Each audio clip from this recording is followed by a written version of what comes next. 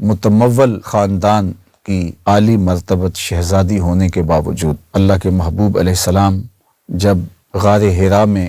قیام فرماتے تو کئی دن حضور علیہ السلام وہیں خلوت فرماتے۔ تو یہ حضور علیہ السلام کو کھانا دیتی، تو جب کھانا ختم ہو جاتا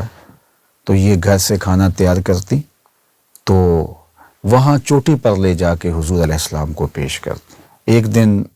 برتن میں کھانا باندھا اور حضور علیہ السلام کو کھانا پہنچانے کی غرض سے اس چوٹی پر جہاں چڑھنا اتنا آسان نہیں ہے، اور یہ نازک اندام خاتون ملکۃ العرب حضرت سیدہ خدیجہ الکبریٰ رضی اللہ تعالیٰ عنہ وہ برتن اٹھائے، کھانا اٹھائے، پہاڑ پہ چڑھ رہی ہیں۔ ابھی غار حرا میں نہیں پہنچتی کہ جبریل امین حاضر خدمت ہوتے ہیں، اور حضور کو اللہ کا سلام دیتے ہوئے حضرت جبریل عرض کرتے ہیں کہ حضور، حضرت خدیجہ برتن میں سالن اور روٹی لیے وہ یہاں پہنچ رہی ہیں، تو جب وہ یہاں پہنچیں تو اللہ کا بھی سلام دے دینا اور حضور میرا بھی سلام دے دینا، اور انہیں بشارت دینا کہ اللہ نے جنت میں ان کے لیے موتیوں کا ایسا محل بنایا ہے جس کے اندر کوئی شور نہیں ہوگا اور کوئی اس میں پریشانی نہیں ہوگی۔ اللہ اکبر۔ ام المومنین سیدہ عائشہ رضی اللہ تعالیٰ عنہ فرماتی ہیں کہ مجھے کبھی بھی کسی خاتون پہ رشک نہیں آیا تھا سوائے ام المومنین حضرت سیدہ خدیجہ الکبریٰ رضی اللہ تعالیٰ عنہا کے علاوہ مجھے کبھی کسی پہ رشک نہیں آیا تھا۔ تو اللہ کے محبوب کثرت سے ان کا ذکر کرتے،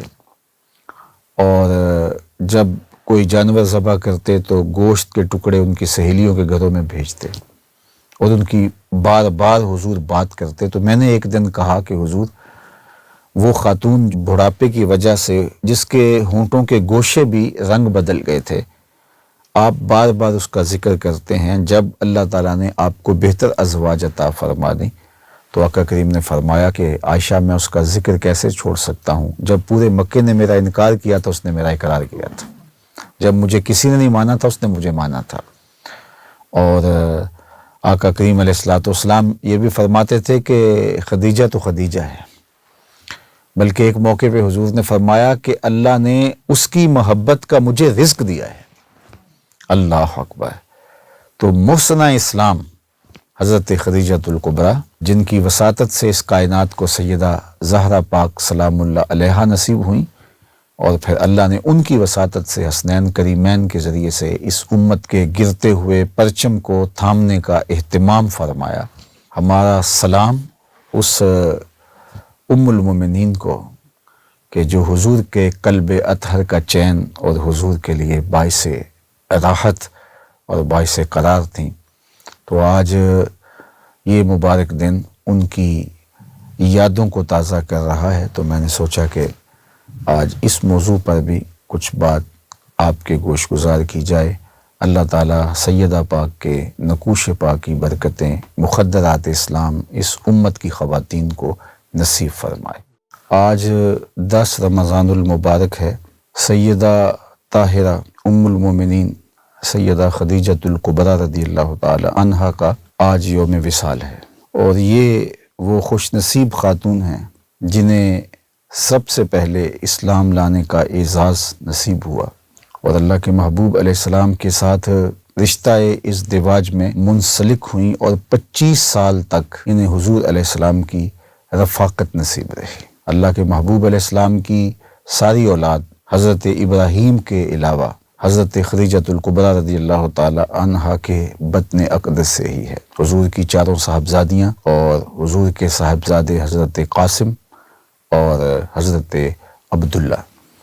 انہی کے بطن اطہر سے اللہ کے محبوب علیہ السلام کو عطا کیے گئے۔ حضرت خدیجہ الکبریٰ رضی اللہ تعالی عنہا اللہ کے پیارے محبوب صلی اللہ علیہ وآلہ وسلم کی غم گسار اہلیہ تھیں۔ مشکلات جب آئیں، تکالیف آلام کے پہاڑ توڑے گئے، مکے والوں نے جو تکلیفیں دیں، سماجی بائیکاٹ کیا، اور ہر طرح کی تکلیف اور ہر طرح کی اذیت اللہ کے محبوب کو پہنچائی، لیکن جب حضور گھر تشریف لاتے تو یہ جس طرح حضور علیہ الصلوۃ والسلام کی دلجوئی کرتی اور آقا کریم علیہ الصلوۃ والسلام کی غمخواری فرماتی، تو یہ انہی کا مقسوم ہے۔ اسی لیے اللہ کے محبوب علیہ السلام نے حضرت خدیجۃ الکبریٰ رضی اللہ تعالی عنہا کے وصال والے سال کو عام الحزن قرار دیا، دکھوں کا سال حضور نے اس سال کو کہا۔ بلکہ روایات میں آتا ہے کہ آقا کریم گھر سے نکلنا کم کر دیا تھا، اور حضرت سیدہ خدیجۃ الکبریٰ رضی اللہ تعالی عنہا کے تذکرے سیدہ فاطمہ الزہرا رضی اللہ تعالی عنہا اور دیگر اپنی صاحبزادیوں سے کرتے، اور انہوں نے اللہ کے محبوب علیہ الصلوۃ والسلام کی غمخواری بھی کی، اور کار نبوت میں حضور علیہ الصلوۃ والسلام کا ساتھ بھی دیا، حضور علیہ الصلوۃ والسلام پر ایمان بھی لائیں، اپنا سارا مال حضور علیہ السلام کے قدموں میں ڈھیر کر دیا اور کہا کہ یہ اب میرا نہیں، یہ آپ کا ہے، اور وہ سارا مال اعانت اسلام کے لیے صرف ہوا، غریبوں کے لیے، لاچاروں کے لیے، کمزوروں کے لیے، اراملہ، یتامى اور مساکین کے لیے وہ سارا مال خرچ ہوا۔ بلکہ